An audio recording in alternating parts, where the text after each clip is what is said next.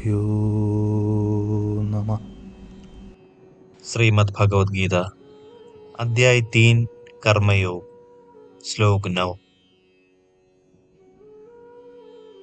यज्ञार्थात् कर्मणो अन्यत्र लोको अयं कर्म बन्धनः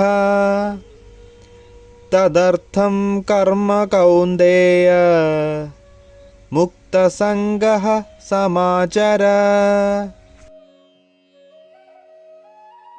भगवत प्राप्ति के लिए यज्ञ के रूप में कर्मों का निष्पादन करना चाहिए, अन्यथा कर्म इस भौतिक संसार में बंधन का कारण बनेंगे। इसलिए हे कुंती पुत्र, भगवान के सुख के लिए और फल की आसक्ति के बिना अपने नियत कर्म करो। डाकू हत्या करने के प्रयोजन से चाकू का प्रयोग करता है, जबकि एक सर्जन उसी चाकू का प्रयोग एक उपकरण के रूप में लोगों का जीवन बचाने के लिए करता है। यह चाकू स्वयं न तो किसी की हत्या करता है और न ही किसी के जीवन की रक्षा करता है। इसके प्रभाव का परिणाम इसका प्रयोग करने के प्रयोजन से ज्ञात होता है। कर्म अपने आप में शुभ या अशुभ नहीं होता। मनुष्य की मनोदशा के अनुसार यह बंधन या उद्धान का कारण हो सकता है।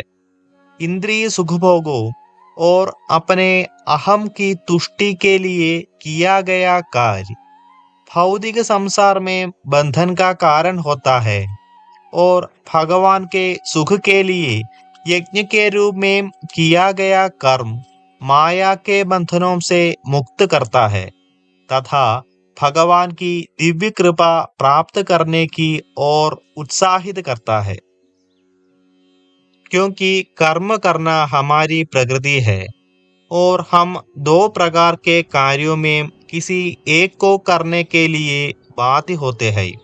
हम एक क्षण के लिए भी अकर्मा नहीं रह सकते, क्योंकि हमारा मन खाली नहीं रह सकता।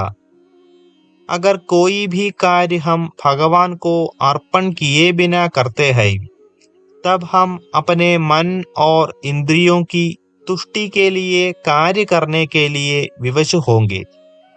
जब हम किसी कार्य को समर्पण की भावना से संपन्न करते हैं, तब हम यह पाते हैं कि यह सारा संसार और उसमें प्राप्त सभी वस्तुएं भगवान से संबंधित है और उनका उपयोग भगवान की सेवा के लिए ही है।